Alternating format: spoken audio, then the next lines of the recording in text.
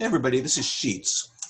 Um, there's a story that I don't know. It's either a true story or a fake story, but I've heard it, and I think it's pretty relevant to tell you guys. There's an old story about this guy who he was a sports bettor, and he bet football every single week, and he was a big fan. He loved betting it, loved watching the games, and he went on a streak with his bookie where he would lose every single week. He went 1-8, then he went 2-9, then he went 3-11. He lost so much money betting football with his bookie, to the point where the bookie even felt bad. I mean, they got the bettor had lost like all of his money. He's lost his mortgage. He had to take out a second mortgage on his house. His wife was about to leave him. I mean, it was terrible. And the bookie even felt bad for him, and he said to him, maybe football isn't for you. What maybe you should, if you really want to bet, why don't you bet on basketball? The guy says, basketball? What do I know about basketball? And I think it's an interesting prelude to this, because it leads me into another conversation that I have with a conversation with my wife and my son, when they say, what are you doing content about? What you're talking about car racing, MMA? My wife says, you're doing content on wrestling. Is that really what you're doing? People are actually listening to you when it comes to this type of thing. What do you know about auto racing? What do you know about MMA? And the answer is, I mean, I don't even know how to drive a stick shift with my car.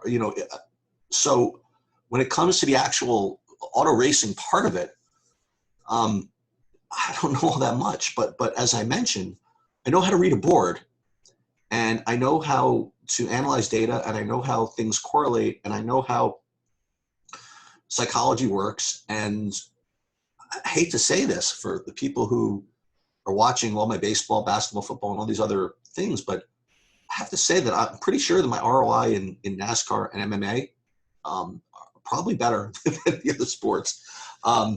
And we could talk about why that is one of these days, and in golf also.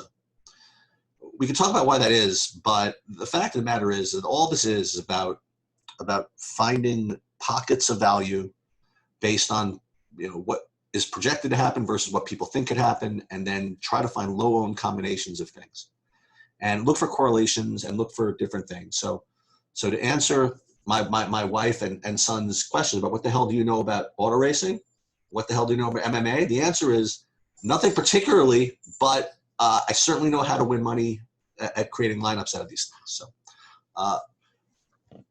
So with respect to the NASCAR slate this weekend, it's very interesting. And we're going to talk about it three different ways. We have the Infinity race today, then we have the truck race, and the Cup race tomorrow. And what's interesting about it is that it's on it's on this road course at Daytona, which has different elevations, different bankings or whatever, to the point where the speed of the car is okay. It's important, but these types of races really favor the skilled drivers, like the drivers who really know how to navigate these particular courses. And you're going to see guys that show up for this event that you just haven't seen before, and because they're specialists at these types of courses. And what that provides is interesting pockets of value, because there are going to be people out there that are going to be playing the guys that everybody's just kind of used to playing. And some of them are just kind of dead money in a situation like this, because not only do you have a situation where there's no, where you need to have a lot of skill to deal with these courses anyway, but with the absence of practice due to COVID, it makes it even more difficult for them. So for the inexperienced drivers. So I think that this could be a really, really interesting couple of races to try to attack. The idea being, what I'd love to do is just basically correlate all of these guys. They call them road ragers or road course ringers or whatever it is. But frankly, these are guys that are going to probably have some value because no one's heard of them. that have been, especially the people who just started playing NASCAR during when COVID happened. So uh, that's one thing. The second thing is that there's also typically a natural inclination for people to take guys that are kind of near the front because they want to win. But in these types of races, also the track is really, really big. So the amount of laps led and dominator points available is very slim. So you really don't want to play for those types of points. You'd love to play for place differential. So ideally, what you're going to want are place differential dudes who are specialists at this types of course that, allow you to differentiate sort of from like these other people. So what I'm going to do is just kind of just go through and give you kind of examples of types of guys that I think fit. And, like for example, like Austin Cindric, who I've played like almost every Infinity car. I'm not going to play a share of him. Noah Gragson, I'm not going to play a share. Chase Briscoe, not going to play a share. Justin Haley, not going to play a share. Chastain, I'm not going to play a share. The only guy from these top maybe 15, but we'll see, that I'm interested in is guy Andy Lally, and he's really good on these courses. So, the average person is going to just come in and see like all these guys like Haley, Briscoe, Gragson. These guys have done pretty well. Who's playing Andy Lally? I don't know, maybe a lot of people, but he's, I think, let me just look through again, going to be the only guy I play, like from here. So, I might not even play him all that much, but he's the only guy I'm really going to play from this area. Now, again, this is trying to know too much, but we really want to avoid guys that people have been playing. So let's just go down the list, and I'm going to go through guys that are good, that people have been playing, good that they have not. And we're going to try to fill them in with guys that fit this course that people just really don't know. So Allmendinger, people have been playing. He wins every freaking race, apparently. He's from the 30 hole. He's usually from the 30 hole. Now he's from the 11. He's actually pretty good on these courses, but I think he's just too well known. So he's not going to make my main lineup. So let's just leave him there for now. Justin Allgaier is not bad, and he actually wrecked last week, so people are going to want to play him again. He's from the 17. He's got place differential points, but he's just a little too well known for my taste. Hemrick, again, he's also has a lot of these Infinity races. He's not bad in this course either, so I might use him, but likewise, just way too familiar. The first guy you got to put in is this guy Earl Bamber. So he, again, for people who are real experts apparently at this road race stuff, like they know that he's like a real, he's a real, really just a superstar at these types of courses, and literally no one has played him in the past 8 weeks. In these types of races in DFS. So whatever his ownership is, it's going to be less. So he's the first guy I'm going to put in. As we're going down by salary, this guy Godovic is another one. Okay, road guy, really, but just kind of off the board when it comes to, normal DFS stuff. So Godovic, he's a dude we could put in. Let's go down a little bit more, and we're really trying to find guys that people aren't playing all that much.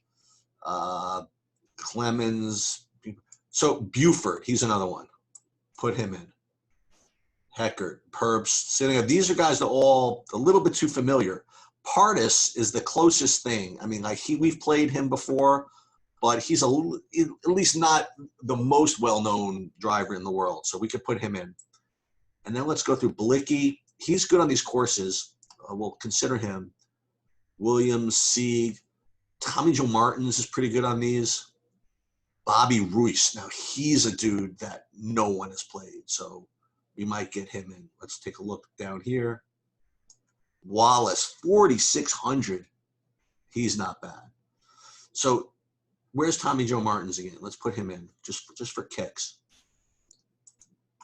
So this, for example, is a really good way, okay, to start, because you got 1, 2, 3, 4, maybe 4.5 guys that are just not staples of the DFS, world, who are just specialists at this type of course. Now, I could be wrong, right? In other words, maybe the whole road course thing is just a sham, and it's all publicity, and it's just, if you have a good car and you can drive anywhere. And you know what? You can certainly make that case, but you know what? When it comes to correlation, you can correlate in baseball based on stacking hitters and RBIs. You can stack football based on receivers and quarterbacks. I could stack on a narrative. I could stack on a skill set. I'm going to stack on the idea that there is an enormous difference between, being able to drive on these courses and those that aren't. And you could also, if you wanted to, I'm not going to do it, but you could do the opposite. You can take the stand that everything Eric just said is BS and play just all the popular dudes that you've been playing before.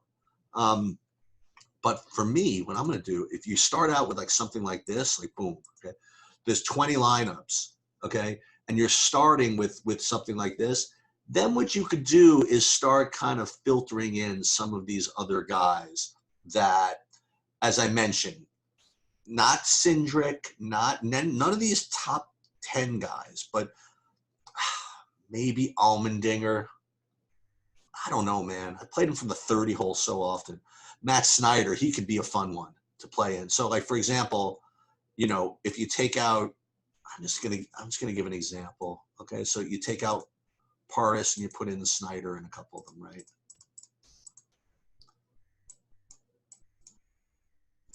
And again, Partis is the first one to go because Partis was the first one who was, a little familiar.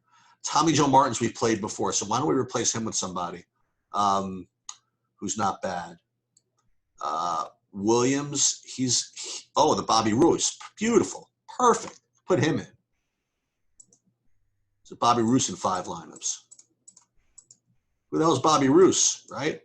I don't know, but apparently he's a guy that no one's heard of other than people who know about these road course races. So, again, I just feel as though that's the way you're supposed to attack something like this. And then, like, for example, who else? Who's the other guy? So we got rid of Partis, got rid of him. And then we could just start differentiating, right? So you take out Buford, and Heckert's okay. I think they changed cars. Oh, Balicki, we talked about him. So he was kind of like on the border of whether, whether we wanted to play, so we could play him. Now, again, I have no concern about leaving 1,100 on the table, by the way, in a situation like this. Okay, when you're just really, where there's all kinds of variance on this freaking course. People will be wrecking all over the place. No one will have any idea what's going on with these different high bankings and different elevations and things like that. So this, to me, is going to be a lot of fun. You're going to root against all the guys that you've heard of. Now, we'll get to these other races in a minute, but this is going to be my theory. My theory is going to be that the higher you go up in skill set, the less the specialty aspect is going to matter. In other words, when you get up to the cup race and everybody's somewhat skilled, that you could still play like the normal guys. But then when you go all the way down to, let's say, the truck race, I think that's going to be another example of where you just have to, just not play anybody you've ever played before, and just play like the road course guys. And then I think the Infinity is kind of in the middle. I'm starting off with playing just the road course guys, but then I can differentiate off. So, like, another guy, by the way, I'd like to get to a little bit is maybe Hemrick. So without, being too fancy about it, Hemrick is 10-2. So do I want to lock in Bamber? I don't want to lock in anybody. So we could replace Hemrick with him, and then we could also play some Algier. We could replace some Bamber with Algier. So where's that? So where's here? So Bamber here. Algier to 10-6. We got to go to where we had a little more on the table, right? And you don't need me to go through all this with you, but I think that's kind of the approach that is appropriate for this race. And I don't know if I'm going to be around to watch it, but I'd love to, because I think this is going to be a fun race to watch. It's not like any other